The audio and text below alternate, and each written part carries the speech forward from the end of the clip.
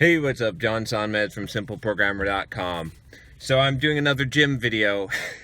This time I've been listening to an audiobook that I've had on my list for a while by Malcolm Gladwell called Outliers.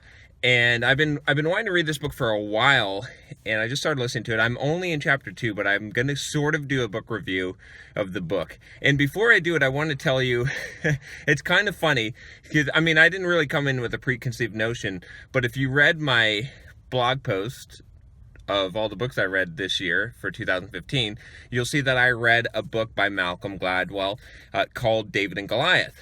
And it was one of the few books that I read in 2015 that I actually had a problem with, that I didn't think was a great book, because I disagreed. I felt like he over-exaggerated, the advantage of being the underdog. And so I was a little surprised I guess I shouldn't have been surprised, but when I started reading Outliers or listening to it, and I vehemently disagreed with Malcolm Gladwell. In fact, so this is kind of funny. I haven't gone through the entire book, but I do want to talk about a concept in the book, and just so you know, I recommend that you do read this book even at this point, because you should be exposed to this thinking. Because again, what I want to say about this book is, well, first of all, this book is essentially all about how I'm trying to put this in a nice way, but essentially it's how luck plays the biggest factor in success, not skill, not hard work or achievement. It's that all these people that got rich and famous got all these lucky opportunities, and that's why. He goes into a lot of statistics trying to show this, but I feel like he's skewed the statistics to show specific examples, because that's the story he's trying to tell. Now, don't get me wrong. He's right. He's absolutely right. And I'm going to tell you why in a second here. But he's also absolutely wrong, because it's all a matter of looking at things. And I think this is the reason why I vehemently dislike this book so far, is simply because even though all of this is statistically correct that he's presenting in that book, this is the viewpoint that you can have. You can read this book and you can say, oh yeah, that's right, it's not my fault, I wasn't one of the lucky ones. And if you do that, then fine, then you will become part of the statistics, and the rules that he sets forth for you will apply to you. But if you refuse to believe that, and that's what I'm all about the exact opposite of this book, essentially. Like, if you listen to my channel, if you listen to what I'm telling you, it's the exact opposite of this. It's that, yes, 99% of people are going to fail, but you are not the 99%. You are the 1%, and you are going to succeed if you choose to be. So that's fundamentally the issue that I have with the book. But here's the thing. So I'm going to sort of agree with Malcolm Gladwell. And again, I don't think that the book is poorly written. It's a well-written book. Again, I'm only halfway through, or less than halfway through. But here's the key thing. Okay, so if you want to be successful, it's going to require hard work, which Malcolm does not disagree with that. It's going to require some amount of talent. Okay, that is debatable, right? Hard work can overcome talent in many cases, but you'll develop the talent through hard work. I don't think Malcolm disagrees with me on that.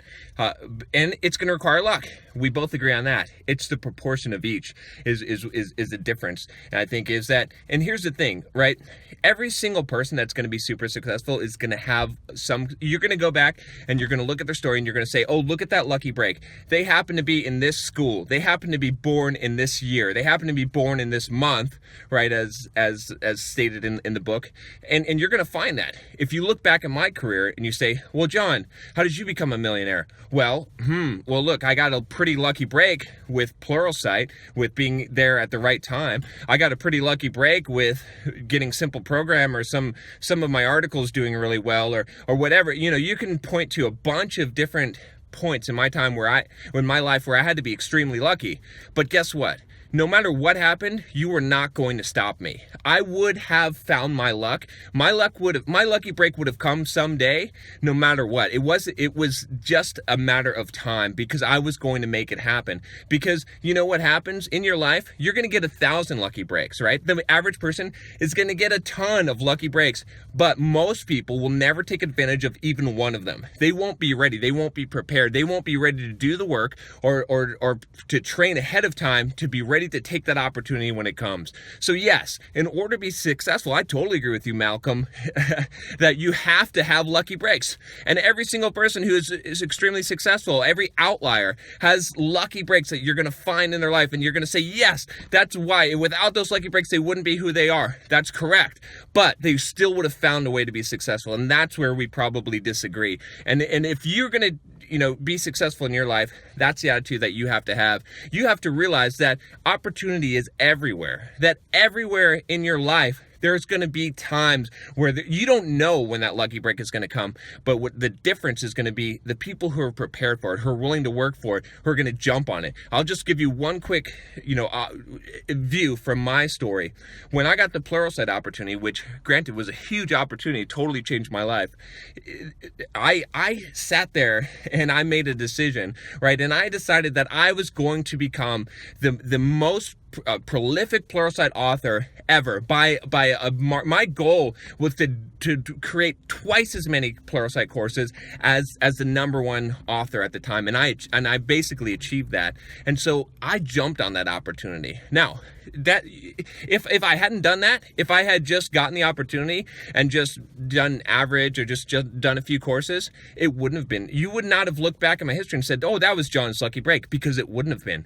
But so that's what I'm saying, is all those lucky opportunities that are in your life, they're in disguise. You won't see them, and no one will see them until you take advantage of them. But when you look in hindsight, like Malcolm Gladwell does, right, and he can find the statistics to show it. So it's up to you. You can decide that, yeah, life is like Outliers says, and I need lucky breaks, and people who get lucky breaks, those are the fortunate ones. Or you can decide that it doesn't matter, whatever the hell happens, I am going to be successful no matter what. I'm going to take advantage. Those lucky breaks are going to come, and when they come, I'm going to take them, and that's it. All right. If you like this video, subscribe to the channel. Talk to you next time. Take care.